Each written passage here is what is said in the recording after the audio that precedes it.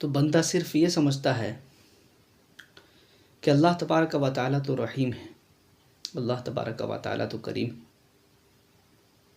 وہ رحم فرمانے والا ہے، وہ کرم فرمانے والا ہے، یہی سمجھتا ہے، اس میں کوئی شک نہیں ہے۔ اس کی رحمتیں بے شمار ہیں، اس کی محبتیں بے انتہا ہیں، وہ سب سے زیادہ محبت فرمانے والا ہے اپنے بندوں سے، سب سے زیادہ رحم کرنے والا ہے اپنے بندوں پر۔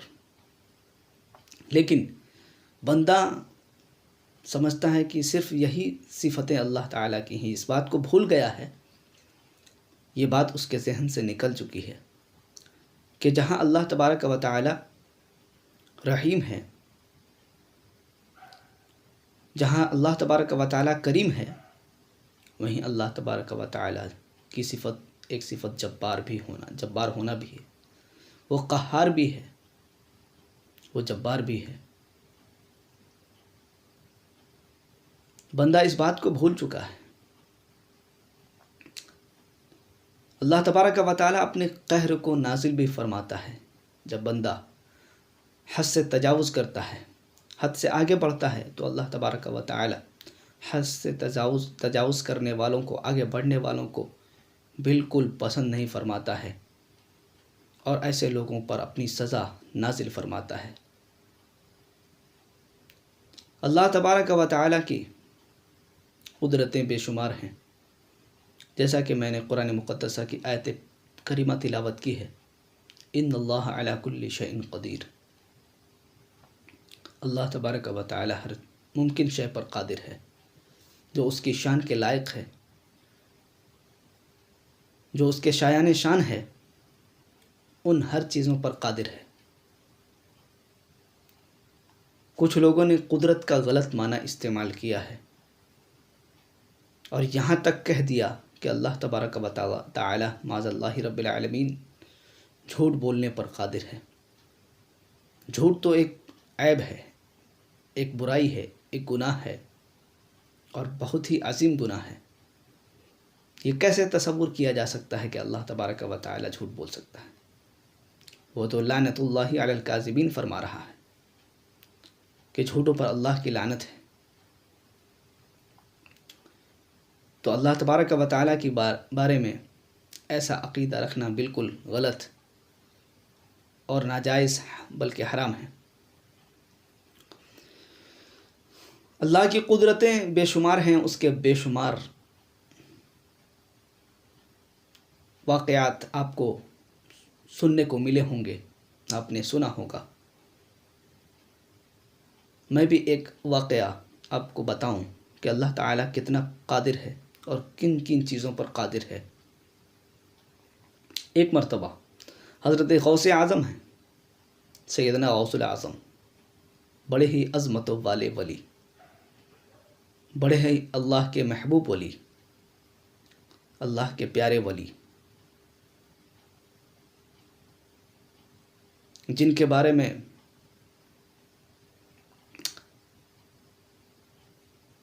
حضرت خضر علیہ السلام، جن کو اللہ تبارک و تعالیٰ نے اولیاء کی گائیڈنگ کرنے کے لیے رکھا ہے، یہ اولیاء اللہ کی گائیڈنگ کرتے ہیں، ان کی دیکھ بھال کرتے ہیں، اور ان کا جو بھی معاملہ ہوتا ہے اس کو حل کرتے ہیں، کہاں پر کس ولی کو رکھنا ہے، کس ولی کو بھیجنا ہے، کس قطب کو بھیجنا ہے، کس ابدال کو کس جگہ ڈیوٹی لگانی ہے، یہ سارا کام ان کے ذمے ہے۔ ایک دن حضرت خضر علیہ السلام جا رہے ہیں، آسمانوں کے اوپر اڑتے ہوئے جا رہے ہیں، سیر کرتے ہوئے جا رہے ہیں، ایک ایسی جگہ سے گزرے جہاں پر انسان نہیں جا سکتا ہے، ایک عام انسان، ایک معمولی انسان وہاں اس جگہ پر موجود نہیں ہو سکتا ہے۔ ایسی جگہ سے ان کا سیر کرتے کرتے گزر ہوا تو کیا دیکھتے ہیں کہ ایک آدمی ہے جو چادر اوڑھے ہوئے اس جگہ پر لیٹا ہوا ہے۔ جیسے ہی اس آدمی کو حضرت خضر علیہ السلام نے دیکھا تو وہ فوراً سمجھ گئے کہ یہ کوئی عام بندہ نہیں ہو سکتا ہے، یہ معمولی انسان نہیں ہو سکتا ہے، یہ اللہ کی معمولی مخلوق نہیں ہو سکتی ہے، ضرور کوئی مقرب مخلوق ہے، کوئی محبوب مخلوق ہے، کوئی پاورفل مخلوق ہے جو یہاں پر آئی ہے۔ اللہ تبارک و تعالیٰ کی بارگاہ میں عرض گزار ہوئے، اے مولا یہ کون ہے؟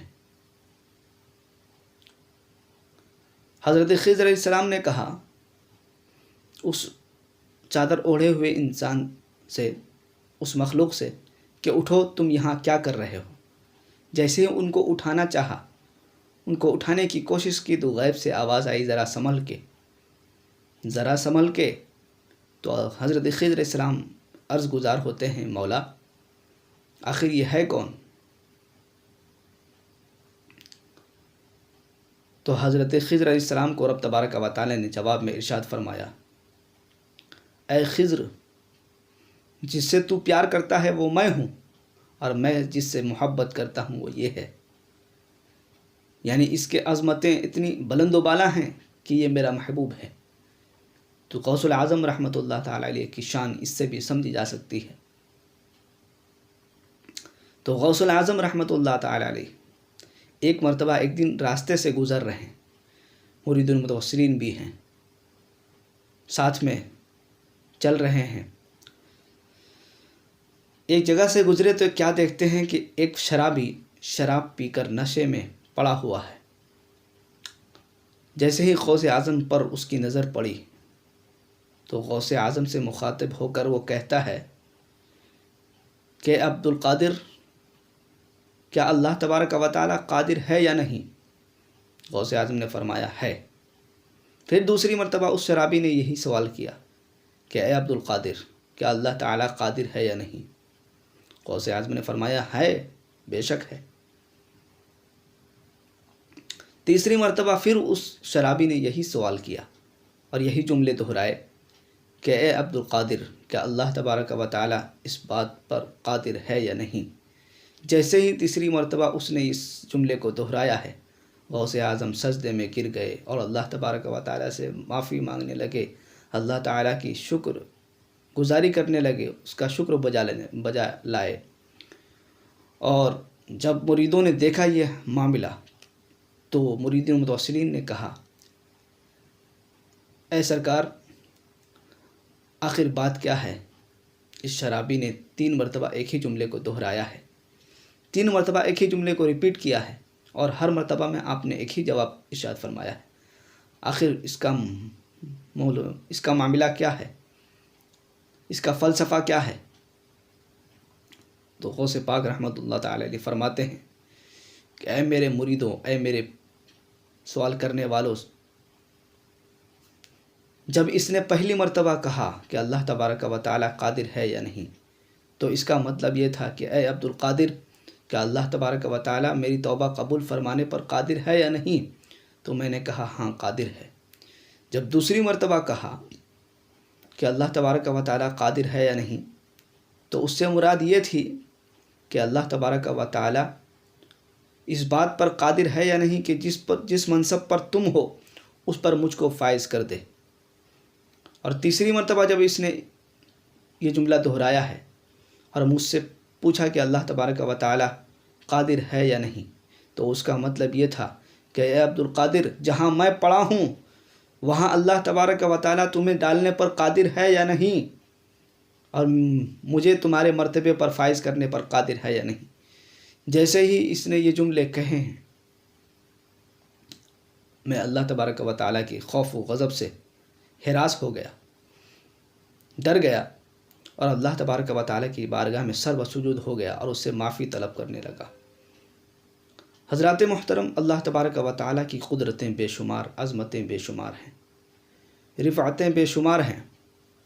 وہ جب چاہے جو چاہے کر سکتا ہے، اس پر کسی کا زور نہیں، اس پر کوئی شے واجب نہیں، کوئی شے ضروری نہیں، اس پر کوئی حکم نہیں چلا سکتا ہے۔ وہ احکم الحاکمین ہے، وہ ارحم الراحمین ہے، اور ان اللہ علی کل شیء قدیر ہے۔ میں آپ کو ایک اور اللہ تعالیٰ کی قدرت بتاؤں کہ اللہ تبارک و تعالی اپنے بندوں پر کتنی مہربانیاں کرتا ہے، کتنے رحم کرتا ہے، اس کی قدرتیں کس قدر وسیع و عریض ہیں۔ ایک مرتبہ حضرت سلیمان علیہ السلام ہیں، جلیل القدر نبی ہیں، اللہ تبارک و تعالی نے آپ کو حکومت عطا کی ہے، ہواؤں پر بھی حکومت، دریاؤں پر بھی حکومت، چرندوں پرند پر بھی حکومت، جانوروں پر بھی حکومت، مخلوق عام پر آپ کی حکومت تھی۔ ایک دن اللہ تبارک و تعالیٰ کی بارگاہ میں عرض گزار ہوتے ہیں، مولا میں تیری مخلوق کو دیکھنا چاہتا ہوں اور ان کو ایک بار دعوت دینا چاہتا ہوں، اپنی طرف سے کچھ کھلانا چاہتا ہوں، دعوت پہ بلانا چاہتا ہوں، اور اسی بہانے ان کو دیکھنا چاہتا ہوں کہ تو نے کیسی کیسی مخلوقیں اس دنیا میں پیدا کی ہیں، کیسے کیسے مخلوق تو نے اس دنیا میں بھیجا ہے اور ان کو وجود بخشا ہے۔ اللہ تبارک و تعالیٰ نے کہا دیکھنا تو ٹھیک ہے، لیکن جو تم کھلانے کی ضد کر رہے ہو، کھلانے کی بات کر رہے ہو، ان کو دعوت دینے کی بات کر رہے ہو، تم ایسا نہیں کر سکتے ہو، تم ایسا کرنے پر قادر نہیں ہو۔ لیکن اللہ کے نبی ہیں، انہوں نے اصرار کیا، بار بار اصرار کیا، تو اللہ تبارک و تعالیٰ نے فرمایا ٹھیک ہے، تمہاری یہی خواہش ہے تو جاؤ، جس جگہ پر تمہیں مخلوق کو بلانا ہے کو ایسی جگہ مقرر کرو اور ایسی جگہ بناؤ جہاں پر تم ساری مخلوق کو بلا کر دعوت پیش کر سکو، ان کو کھانا کھلا سکو۔ اللہ کے جلیل القدر نبی نے ایک بڑا میدان منتخب کیا اور اس کا سلیکشن کیا اس معاملے کو پیش کرنے کے لیے، اس معاملے کو پورا کرنے کے لیے، اور ہواؤں کے ذریعے ساری مخلوق کو منادی کرا دی، یہ خبر پہنچوا دی کہ جاؤ آج سب سے کہہ دو کہ حضرت سلیمان کی طرف سے دعوت پیش کی گئی ہے، اور سارے لوگوں کو حضرت سلیمان علیہ السلام نے دعوت پہ بلایا ہے، ساری مخلوقوں کو بلایا ہے۔ ہواؤں نے اور دوسری مخلوقوں نے منادی کر دی، سارے لوگوں کو خبردار کر دیا گیا، سارے لوگوں کو خبر دے دی گئی۔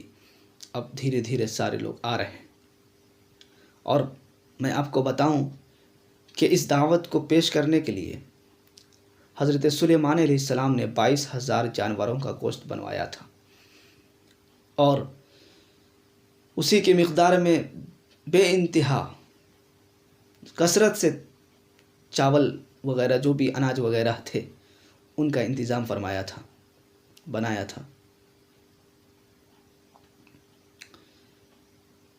جب کھانا تیار ہو گیا، کچھ مخلوق آ چکی تھی اور کچھ آنے باقی تھی، تو جہاں پر یہ محفل منعقد کی گئی تھی دعوت کی، یہ سمندر کے قریب میں تھا، تو دریا سے ایک مچھلی نکلی۔ مچھلی نکلنے کے بعد کہتی ہے، اے سلیمان علیہ السلام، میں نے سنا ہے کہ آپ نے ساری مخلوق کی دعوت کی ہے۔ حضرت سلیمان علیہ السلام نے کہا الحمدللہ، میں نے ساری مخلوق کی دعوت کی ہے۔ وہ مچھلی کہتی ہے کہ مجھے بہت زور کی بھوک لگی ہے، بہت زور کی بھوک لگی ہے، اور مجھے کھانے کی حاجت ہے۔ ایسا کریں کہ آپ مجھے کھانا دے دیں اور میں کھا لوں اور کھا کر میں چلی جاؤں، کیونکہ میں زیادہ دیر مچھلی ہونے کی وجہ سے پانی کے باہر نہیں رہ سکتی ہوں، پانی کے باہر زیادہ دیر میری زندگی ممکن نہیں ہے، اس لیے آپ ایسا کریں کہ مجھے کھانا کھلا دیں۔ حضرت سلیمان علیہ السلام نے کہا تھوڑی دیر رک جاؤ، تھوڑی دیر انتظار کر لو، ساری مخلوق آ جائے گی تو ساتھ میں کھا لینا۔ حضرت سلیمان علیہ السلام کو مچھلی نے بار بار اصرار کیا. جب بار بار اصرار کیا تو حضرت سلیمان علیہ السلام نے کہا ٹھیک ہے جاؤ اور اپنے حصے کا کھا لو. حضرت سلیمان علیہ السلام نے اجازت دے دی. مچھلی گئی اور جو بھی کھانا بنایا گیا تھا سب کا سب ایک ہی نوالے میں کھا گئی. جو ساری مخلوق کے لیے بنایا گیا تھا سب کا سب ایک ہی نوالے میں کھا گئی. کھانے کے بعد کہتی ہے اے سلیمان علیہ السلام مجھے اور کھانے کی حاجت ہے، مجھے اور کھانا چاہیے. حضرت سلیمان علیہ السلام جب دیکھتے ہیں کہ اس نے ساری مخلوق کے لیے جو بنایا ہوا کھانا تھا اکیلے کھا لیا ہے، ایک ہی لقمے میں کھا لیا ہے. وہ کہتے ہیں میں نے جو سب کے لیے بنایا تھا وہ تم نے تو ایک ہی نوالے میں کھا لیا، اب اس کے سوا اور کہاں سے لاؤں. تو مچھلی کا جواب سنیں. وہ کہتی ہے کہ اے اللہ کے نبی، جتنا میں نے آج ایک نوالے میں کھایا ہے، خدا اللہ تبارک و تعالی میرا رب مجھے 3 لقمے ہر دن ایسے ہی کھلاتا ہے. جیسے ہی حضرت سلیمان علیہ السلام نے اتنا سنا سجدے میں فوراً گر گئے. رب کی بارگاہ میں توبہ و استغفار کرنے لگے، معافی طلب کرنے لگے اور کہنے لگے مولا تو نے سچ کہا تھا کہ میں اس بات پر قادر نہیں، اس لیے کہ ساری مخلوق کو کھلانا یہ صرف تیرا عمل ہے، یہ صرف تیرا کام ہے، اس میں کسی کا زور نہیں، اور تیرے سوا کوئی ایسا نہیں ہے جو ساری مخلوق کو کھلا سکے، ساری مخلوق کو رزق عطا کر سکے اور ساری مخلوق کو کھلا پلا سکے، ان کی زندگی کی پرورش کر سکے، نظام کائنات چلا سکے. یہ تو ہی ہے جو ان چیزوں پر قادر ہے.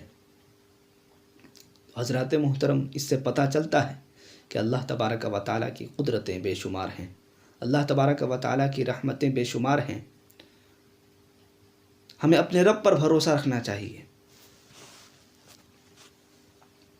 ہمیں اپنے رب پر یقین رکھنا چاہیے. اللہ تبارک و تعالیٰ پر جو یقین رکھتا ہے وہ بہت ہی بڑا طاقتور ہوتا ہے. اس کی طاقتیں تو بالا ہو جاتی ہیں اور دوگنا ہو جاتی ہیں. یہ الگ ٹاپک ہے، آئندہ میں اس پر بھی انشاءاللہ کچھ باتیں عرض کروں گا اور آپ کے سامنے اس کو پیش کروں گا. اللہ تبارک و تعالیٰ کی بارگاہ میں دعا ہے کہ ہم سب کو اپنی قدرتوں کو تسلیم کرنے کی توفیق و رفیق عطا فرمائے، اور اللہ تبارک و تعالیٰ اپنی قدرتوں کو سمجھنے کی توفیق و رفیق عطا فرمائے. جب تک دنیا میں رکھے ہم سب کو ایمان و عقیدے کے ساتھ سلامت رکھے، جان و مال عزت و آبرو کی حفاظت کے ساتھ سلامت رکھے، دنیا سے اٹھائے تو خاتمہ بالخیر نصیب فرمائے، اور ہم سب کو مرتے وقت اپنے آقا و مولا جناب محمد رسول اللہ صلی اللہ تعالی علیہ وسلم کی مقدس چہرے انور کی زیارت نصیب فرمائے. وصلی اللہ تعالی علی خیر خلقہ ونور عرشہ محمد وآلہ واصحابہ اجمعین برحمتک یا ارحم الراحمین.